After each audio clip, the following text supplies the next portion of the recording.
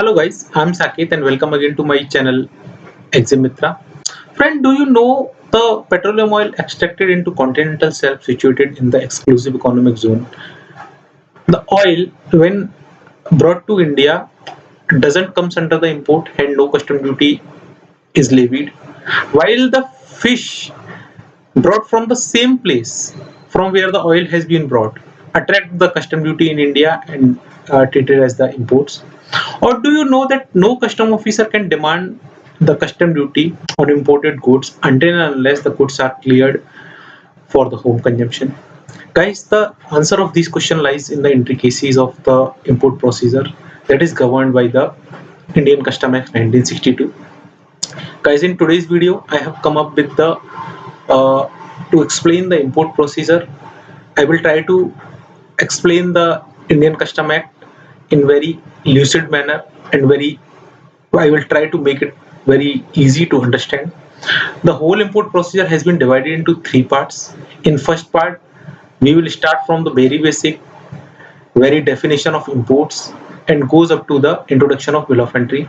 And then in subsequent section, we will try to cover the all the import procedure. Guys, before we go to the our video, I would like to request you to subscribe my channel so you never miss my updates and new videos. So now let's start.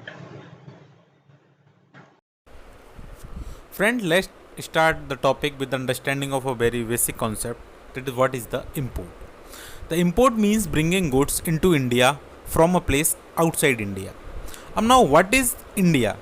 Then India, for this particular import and export, includes the territorial water also. Territorial water means territorial water are the water extending up to 12 nautical mile from the coast.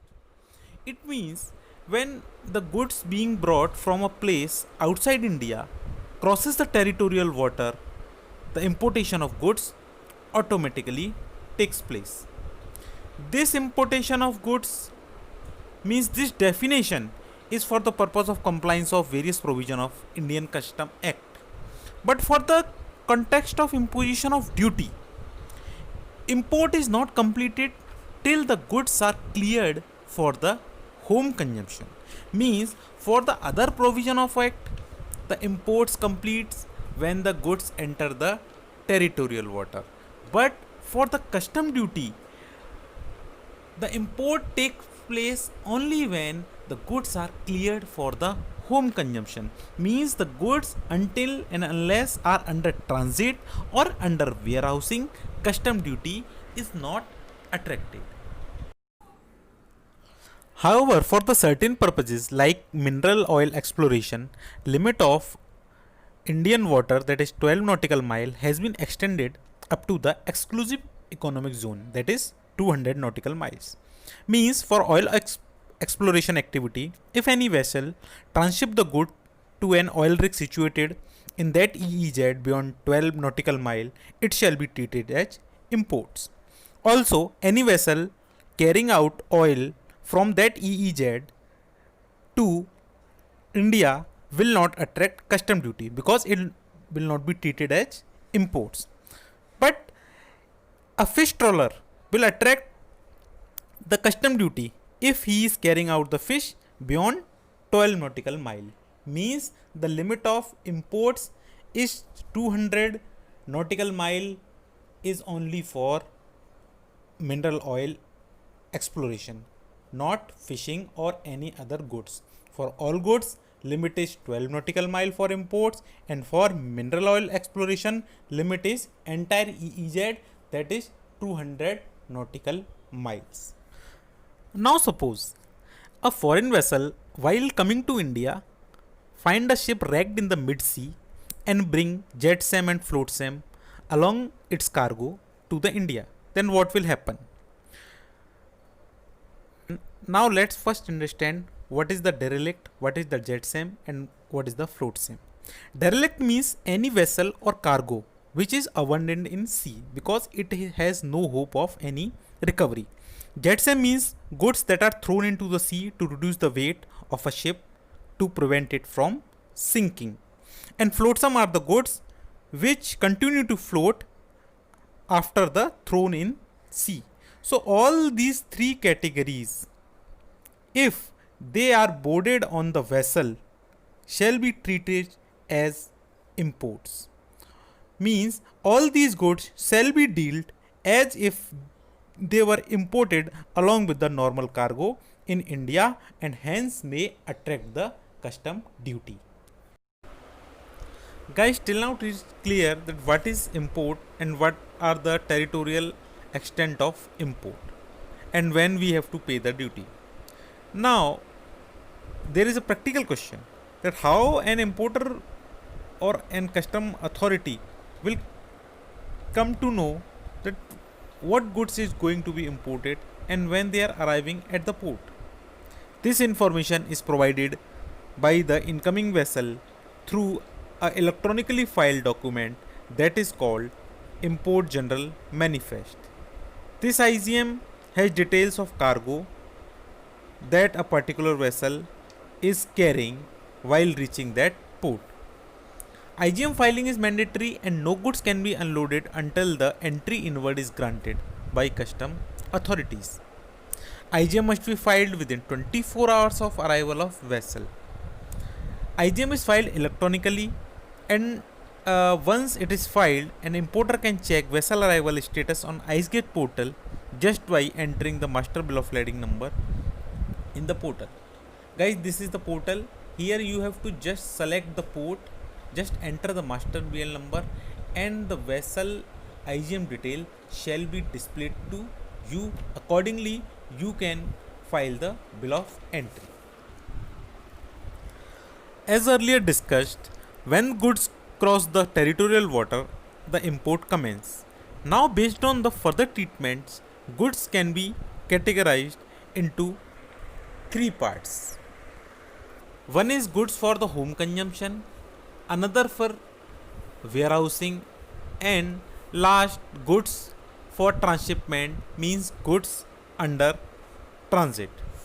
Now, whatever the treatment you have to done, you have to do within the 30 days of unloading. Means within the 30 days of unloading, you have to clear goods for home consumption or the warehousing, or you have to transship the goods. Beyond 30 days, if the custodian wish, then they can sell the goods after notice to the importer and with the permission of proper officer.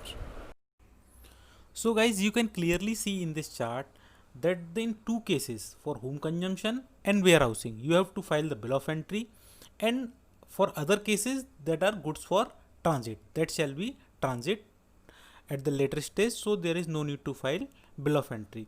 The warehouse bill of entry can be expunged for home consumption within the 90 days from date of warehousing. This time may be increased by the permission of custom authority.